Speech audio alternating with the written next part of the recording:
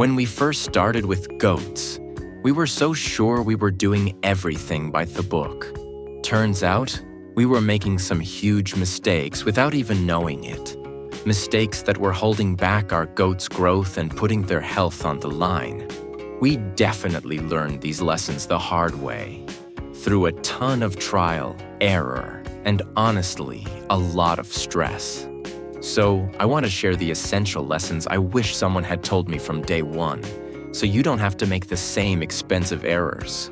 These are the game-changing tips every single goat owner needs to know, whether you're just starting out or you've been doing this for years.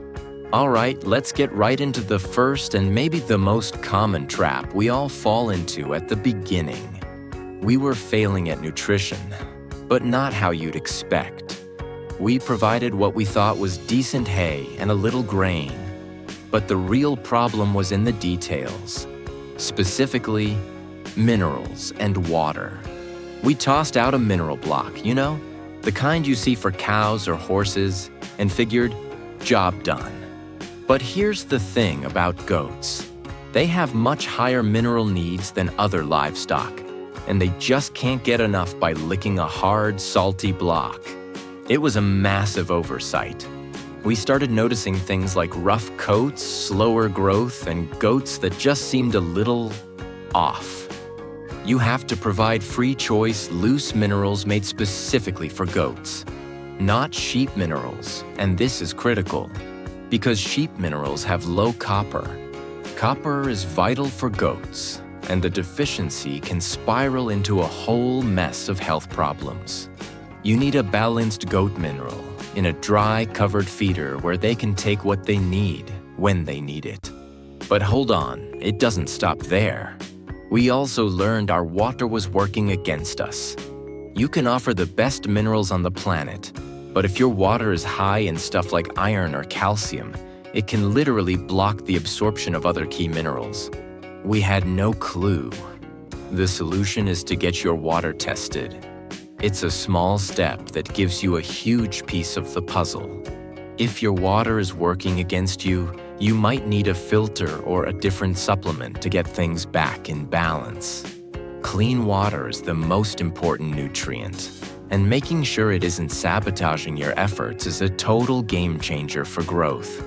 The second lesson that hit us hard was about, folks, this topic can make or break your entire herd.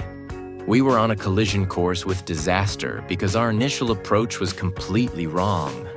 We were following that old school advice of deworming on a set schedule, treating every single goat every few months. When you treat everyone, you only kill the weak worms. Before you know it, your dewormer stopped working and you're left with sick animals and no good options. So, how do you know who's struggling? First, you use your eyes. Look for a rough coat, sluggishness, or a goat that's looking a little thin. But your most powerful tool is a fecal test. You can learn to do your own with a basic microscope, or send samples to a vet. This gives you the hard data on what you're dealing with. Another brilliant tool is the FAMACHA system. It's a simple check of a goat's lower eyelid color to spot anemia, which is a telltale sign of the dreaded barber pole worm. By combining these methods, you only treat the animals who need it. This preserves a safe population of non-resistant worms on your pasture, which slows down resistance development. And don't forget pasture management. Most of the nasty worm larvae hang out in the first few inches of grass. By rotating pastures every week or two and not grazing them down to the dirt, you break the parasite life cycle. This two-pronged attack, smart treatment and smart grazing, is the only way to win the long war against parasites.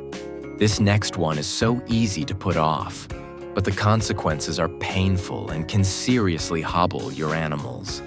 We just weren't consistent with hoof care. Out in the wild, goats wear down their hooves on rocks, but our goats on soft pasture, they rely completely on us. When hooves get overgrown, they curl under, trapping dirt and moisture. This is a perfect recipe for foot rot and other nasty infections. It also changes how the goat stands and walks, putting a ton of stress on their joints. A goat in pain doesn't want to move and forage, and a goat that won't eat well won't grow well. It's that simple. The answer is a regular trimming schedule. For most goats, this means every 4 to 8 weeks. It really depends on their environment and genetics.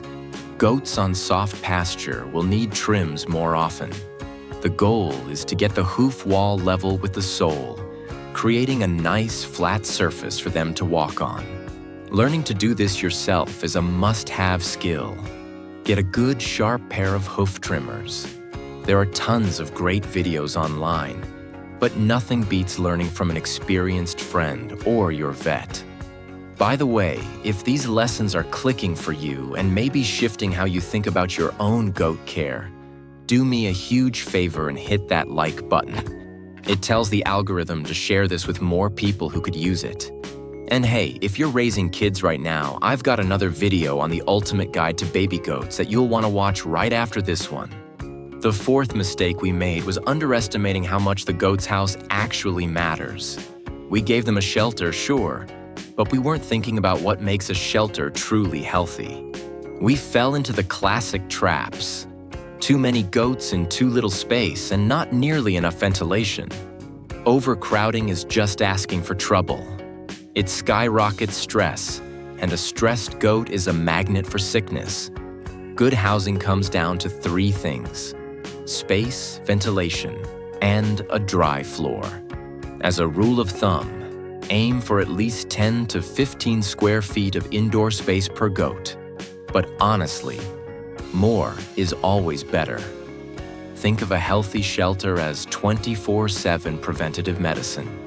It lets your goats put all their energy into growing, not just fighting to stay healthy. This final lesson is the one that really ties everything else together. The mistake of not being truly observant every single day. What's the biggest lesson you've learned on your goat keeping journey? Drop it in the comments below. Subscribe to the channel and ring that notification bell so you don't miss what's coming up next. Thanks for watching.